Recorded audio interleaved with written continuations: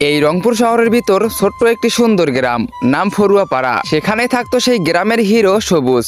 দেখতে সাদাসিধা, middle class, but তার পছন্দের খেলা ছিল ফুটবল। সে এতটাই ভালো ছিল যে গ্রামের মুরব্বীদের দেখলেই সম্মান করত, তাই তাকে সবাই ভালোবাসতো। কিন্তু সে ভালোবাসতো গ্রামের এক মেয়ে প্রিয়াকে। তারা দুইজনকেই ভালোবাসতো। সবুজের একটা ক্ষেত ছিল, সে প্রতিদিন সেই ক্ষেতে কাজ করত।